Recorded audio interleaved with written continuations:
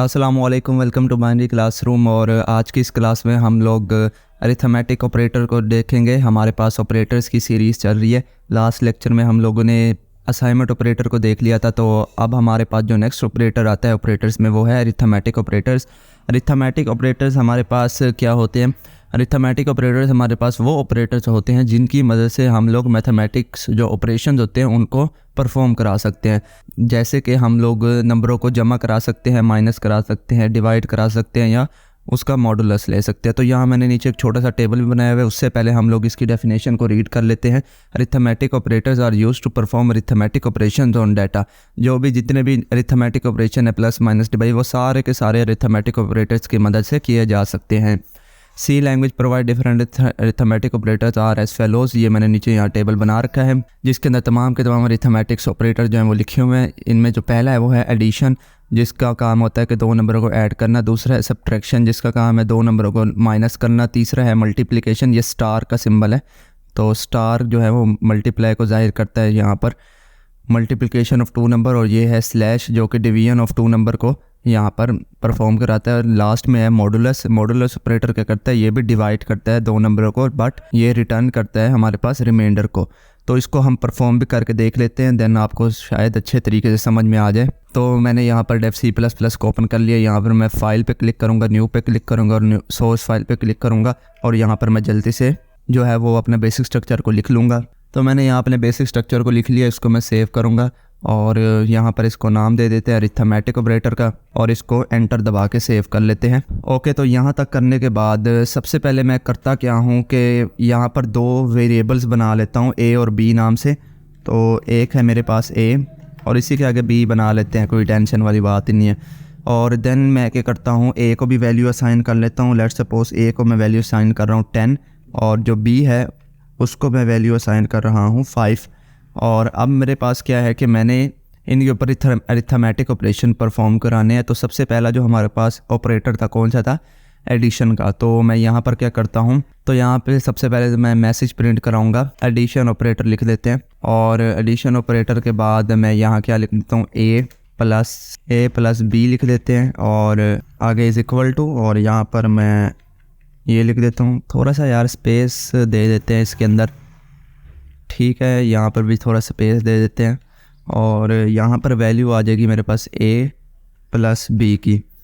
तो इस तरह से इसको परफॉर्म कराया जाता है। इसको सेव करते हैं, कंपाइल करते हैं और रन जैसे करेंगे तो देखें ए की वैल्यू मेरे पास क्या थी 10 और बी की क्या थी 5। तो 10 + 5 क्या आ गया 15। तो यहाँ पर भी मेरे पास ए प्लस बी की क्या वैल्यू आ रही है 15। तो ये हो गया हमारा एडिशन ऑपरेटर। इसी तरह से यहाँ पे एक \n भी मैं डाल देता हूँ और इसी चीज़ को मैं यहाँ पर कॉपी कर लेता हूँ और यहाँ नीचे इसको मैं पेस्ट कर देता हूँ। और यहाँ पर मैं लिख देता हूँ सब्ट्रैक्शन और यहाँ पर मैं माइनस डाल देता हूँ, और इस जगह पर भी मुझे माइनस करना पड़ेगा। सेव करते हैं और इसको कंपाइल करके रन करते हैं। ओके, तो यहाँ पर देखें सब्ट्रैक्शन का a - b मेरे पास आ रहा 5, 10 - 5 आ गया 5, ये हो गया। और इसके बाद क्या था मेरे पास, डिवीजन मल्टीप्लिकेशन, ठीक है। तो मल्टीप्लिकेशन मैंने यहाँ लिख दिया। यहाँ प्लस को हटा के मैं यहाँ पर स्टार लिख दूंगा और यहाँ पर भी इसको हटा के मैं स्टार लिख दूंगा। सेव करूँगा, कंपाइल करेंगे और रन करेंगे तो यहाँ पर देखें तो मेरे पास आ गया, मल्टीप्लाई होके भी आ गया। तो ए की वैल्यू क्या थी 10 और 5 10 * 50। तो यहाँ देखें मेरे पास ये भी परफॉर्म हो गया। बहुत ही आसान है, कोई इसमें मुश्किल वाली बात नहीं है। अब मैं एक और भी तो रह गया ना हमारे, तो एक था मेरा डिवीजन, वो भी मैं यहीं पे लिख देता हूँ, डिवीजन आ गया। और दूसरा क्या था, मॉडुलस, ठीक है। तो यहाँ इसको डिवाइड वाला सिंबल से चेंज कर लेते हैं और इसको मॉडुलस वाला सिंबल से चेंज कर लेते हैं। मॉडुलस का बाय द वे सिंबल जो होता है वो होता है परसेंटेज, ठीक है जी। और यहाँ पर इसको मैं डिवाइड वाले सिंबल से चेंज कर लेता हूँ। और अब देख लेते हैं कि ये डिवाइडर सिंबल, अब इस डिवाइड वालों को करने के लिए ना जो आखिरी दो हैं इनको तो सबसे पहले मैं फ़िलहाल के लिए ना कॉमेंट आउट कर रहा हूँ ताकि ये तंग ना करें हमें। और दूसरा इसकी वैल्यू को मैं ना फ़िलहाल चेंज कर रहा हूँ, यहाँ पर 33 लिख रहा हूँ और यहाँ पर मैं 6 लिख रहा हूँ, ठीक है। और अब मैं इनको ज़रा कंपाइल करके ज़रा परफॉर्म कराता हूँ। तो यहाँ देखें हुआ क्या, डिवीजन ऑपरेटर ने मुझे इन दोनों को डिवाइड करके आंसर दिया 5 और जबकि मॉडुलस ऑपरेटर ने इन दोनों को डिवाइड करके मुझे आंसर दिया 3। ठीक है, तो अब ये क्या हुआ, मैंने कहा था कि ये दोनों ही डिवाइड करते हैं, बट इन दोनों का जो आंसर आ रहा है वो डिफरेंट आ रहा है। पहले का आ रहा है 5, दूसरे का आ रहा है 3।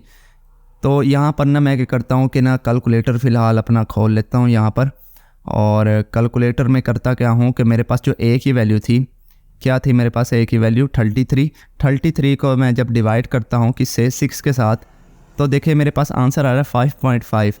लेकिन यहाँ पे देखें a/b का आंसर आ रहा है 5। ये क्या सर्कस हुआ है यहाँ पे। एक तो इसको हमने रिजोल्व करना है और दूसरा ये डिवाइड में यहाँ ये 3 कैसे आ रहा है इसको देखना है। तो सबसे पहले मैं आपको ये बता देता हूँ कि ये यहाँ पर जो 5 आ रहा है ये यहाँ पर हमने किया तो यहाँ 5.5 आ रहा है, और लेकिन यहाँ पर क्या ये 5 आ रहा है, ये क्या सीन है। तो ये सीन ये है कि ना जो हम यहाँ पर वेरिएबल इस्तेमाल कर रहे हैं ना वो इंटीजर वेरिएबल है, तो इसलिए ये जो है वो पॉइंट के बाद वाली रकम नहीं लेता। इंटीजर वेरिएबल में हम लोगों ने देखा था ना कि वो पॉइंट वाली वैल्यू के साथ डील ही नहीं करता, तो इसने भी वही किया कि जो पॉइंट से पहले वाली 5 थी उसको ले लिया और जो पॉइंट और पॉइंट के बाद वाली रकम थी उसको छोड़ दिया, तो तभी हमें ये 5 प्रिंट हुआ नज़र आ रहा था। तो इस चीज़ को सुधारने के लिए मैं क्या करूँगा, यहाँ पर इंट को चेंज करके यहाँ पर मैं कर दूँगा फ्लोट, और यहाँ पर जो है ये जो मॉडुलस वाला है इसको मैं फ़िलहाल के लिए कमेंट आउट कर दूँगा, और ये जो यहाँ %d है यहाँ पर मैं %f कर दूँगा।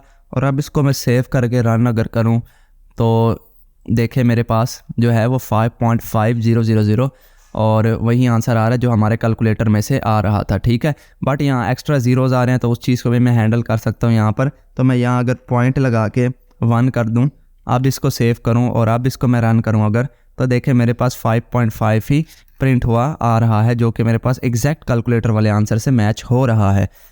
ओके, अब यहीं पर ना हम लोग क्या करते हैं, ये इसको फ़िलहाल के लिए मैं कमेंट आउट करता हूँ। ठीक है, और लास्ट वाले को आपको समझाता हूँ कि ये जो मॉडुलस वाला था ये अब कैसे काम कर रहा है। लेकिन उससे भी पहले मैं आपको यहाँ पर एक बड़ा अच्छा पॉइंट बताने लगा हूँ कि जब हमारे पास डाटा टाइप होती है ना फ्लोट वाली, और उसके ऊपर अगर हम मॉडुलस ऑपरेटर अप्लाई करने की कोशिश करें, तो मैं यहाँ इसको सेव करके रन करूँ तो देखना होगा क्या, यहाँ मुझे एरर आ रहा है।